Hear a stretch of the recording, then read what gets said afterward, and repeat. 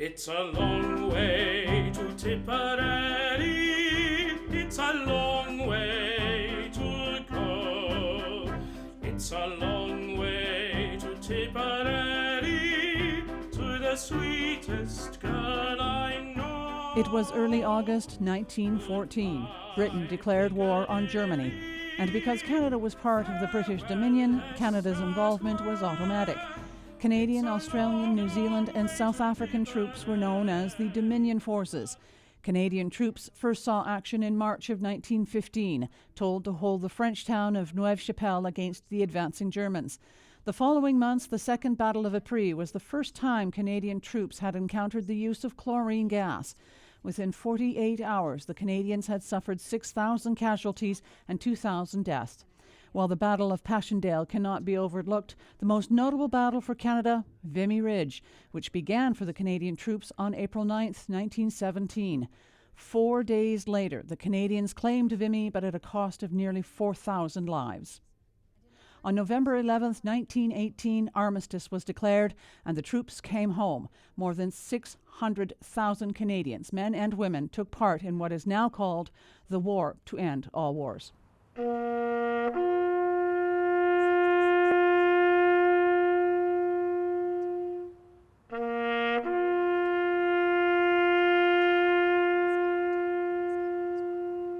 Within a span of 4 years, you've got more than about 600,000 Canadians are in uniform, and about just over 420,000 go overseas.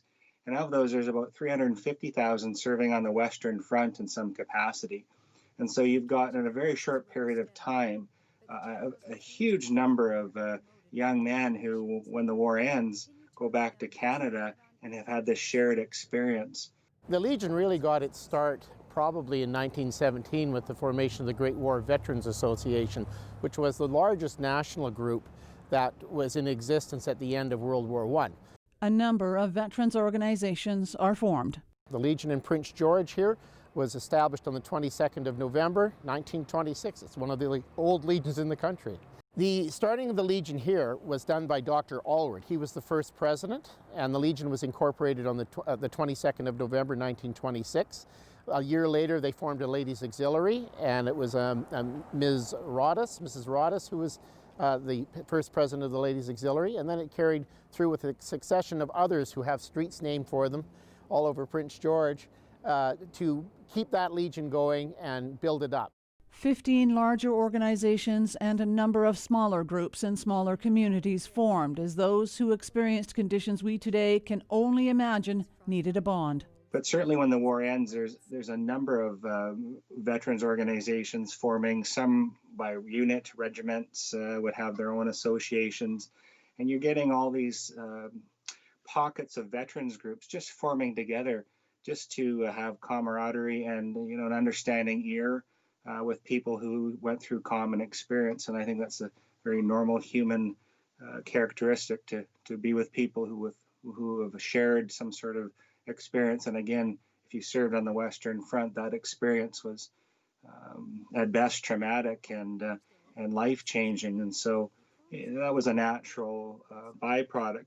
But when you have so many smaller, disparate organizations all vying for attention, they come across as fragmented, disjointed, and very ineffective in finding help for those thousands who need it. There was a push to build a stronger organization. And when Field Marshal Haig came to Canada in 1925, as the co-founder of the British Empire Services League, he promoted the idea of unifying the Canadian groups as well into the Canadian Legion of the British Empire Services League.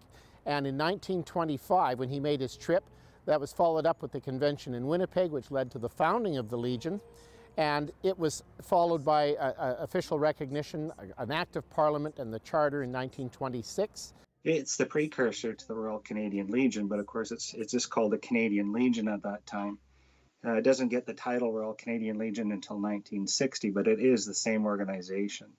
And so you now have a much larger unified veterans organization. It's not the only one in Canada, but it becomes the voice for most veterans and does good works for helping veterans who are trying to get on in the post-First World War world, sometimes with benefits or with just having a place to go. And so you get the formation of these small Legion branches across the country, which in smaller town Canada becomes, as we know today, they're still there. They're sort of the cornerstone of the community.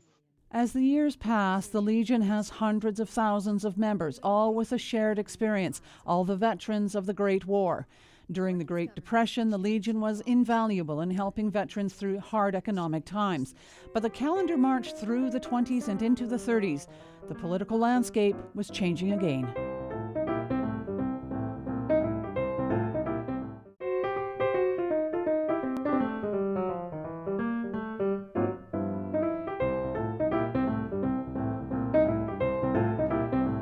As the political situation in Europe in the 30s starts to darken, and if the rise of Nazi Germany and war looming, the Great War is starting, even at that time, to be forgotten. We have the unveiling of the Vimy Memorial, and the Legion played a big role in bringing over veterans to unveil this monument. Canada declares war on Germany on September 10, 1939, a week after Britain and France had done the same. When the Allies fell, conscription was introduced in June of 1940. By 1942, the Allies were in trouble. The Germans had reached far into Russia, the war for Hong Kong had failed, and the Germans forced the Allies back in North Africa. The Battle of Dieppe took place on August 9, 1942. A total of 6,000 troops participated, 5,000 of whom were Canadian. History would define that battle either way, a success or a failure. Of the 6,000 who landed, 3,600 had been wounded, killed, or taken prisoner of war within 10 hours.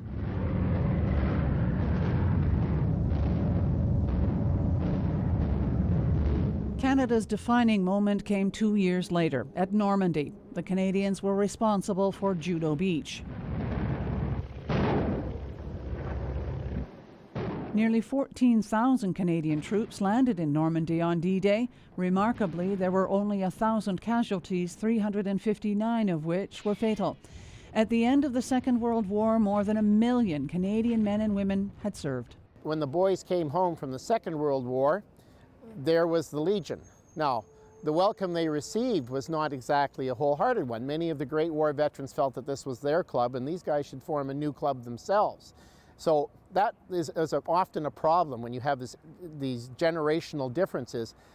And fortunately, that was put aside and all veterans were welcomed. But it certainly came, and as they got into the 50s and 60s, the Legion was this huge entity with membership.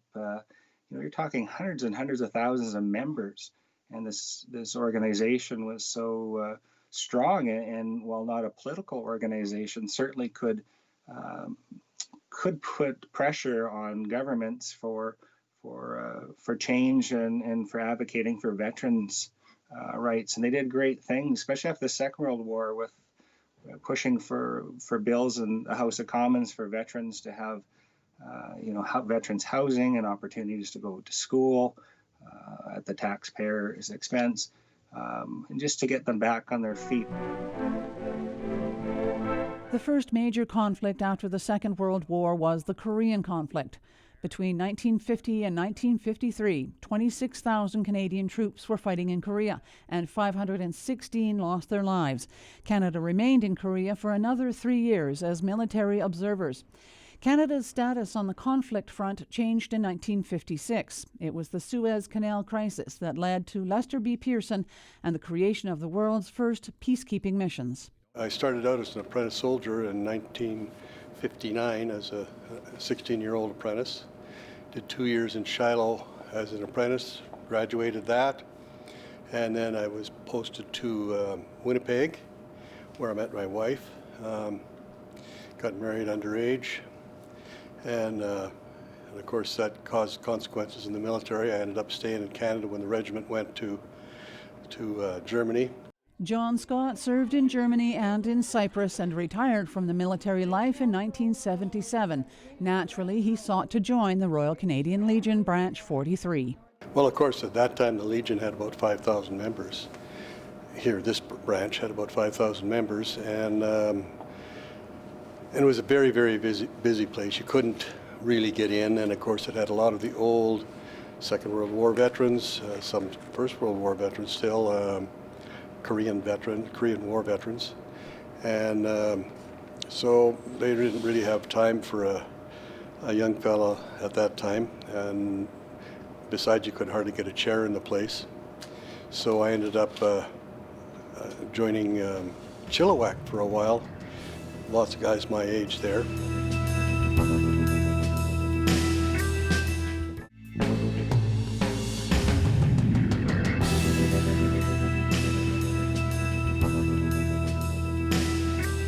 By the time the Vietnam War came around in 1955 and the American involvement ballooned in 1959, conflict was not as romanticized as it was with the two world wars.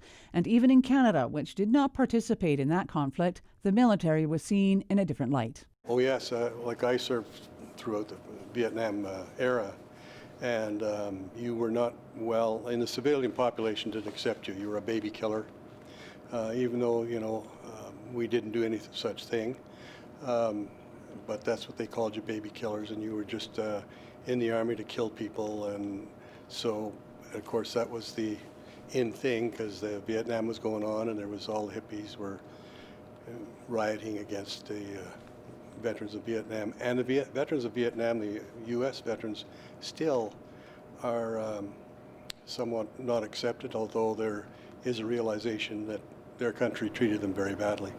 And that changed the public's perception of the Legion and what the Legion represented at the time. Absolutely. The Great War, World War I, and the Second World War were really close to total war. Entire societies were involved in those conflicts, and because of that, you had a great deal of understanding of what a veteran was, what the sacrifice was, and what it had meant to people to go to these wars and serve, and why you have names on cenotaphs, like the one we have here, of the people who didn't come back and are buried overseas, so they could be recognized here.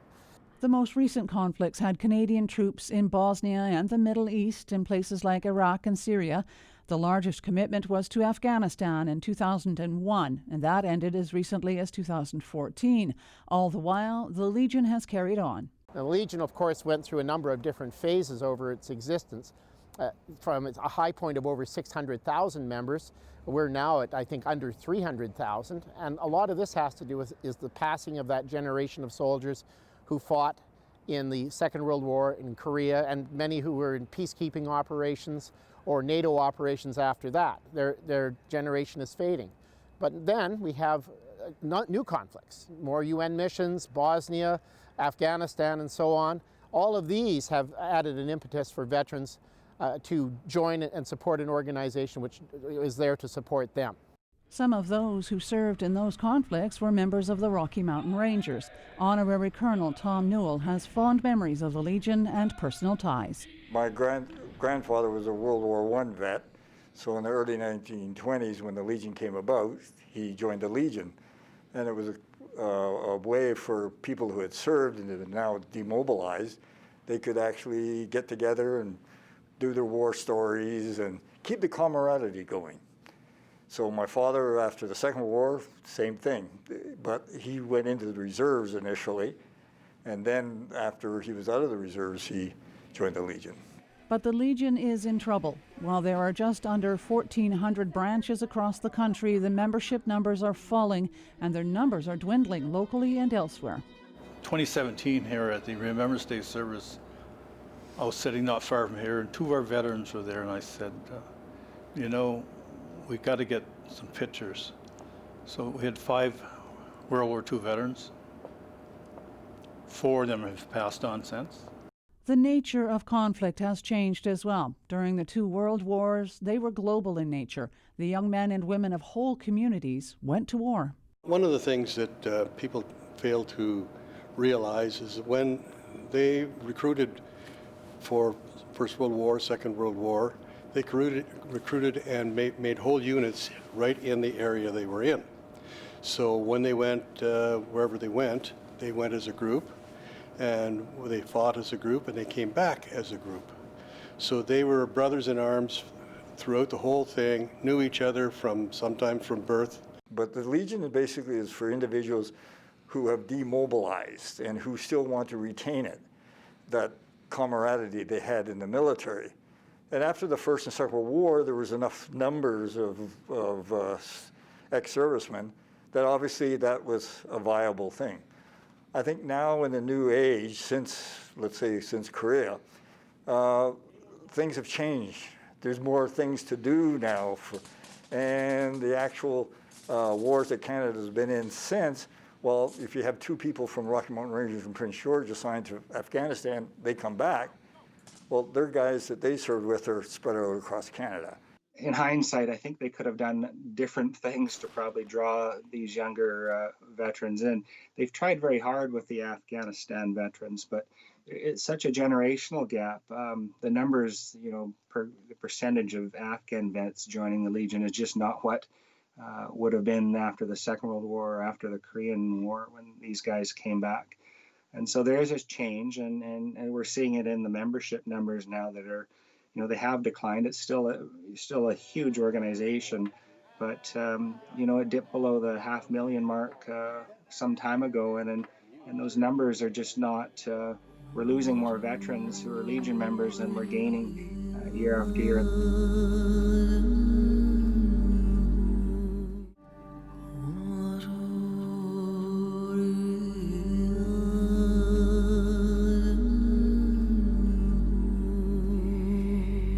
In 2016, CKPG caught up with Jason Downing, a veteran of the Afghan War. He epitomizes the modern vet. I don't necessarily consider myself a veteran. The profile of a veteran was, a World War II or Korea War vet when I was growing up anyway. So now to be considered a veteran at a younger age, it's yeah. But I think it's something that younger veterans should also be getting involved and helping out where they can. Now we're starting to see fragmentation again, with lots of groups forming around Canada. And part of that is because when the Legion started to make its changes and they brought the associates in the 1970s, and they started to provide more opportunities for more members to vote. Nowadays, probably 1/3 of the Legion's membership are actually veterans, and the other 2/3 are associates, fraternals, and who weren't people in uniform but other family members or other supporters of the Legion. And that has created rifts within the Legion, with non-vets calling the shots. But the Legion struggles to carry on, continuing to provide countless services to veterans of all ages who served in whatever capacity and their families.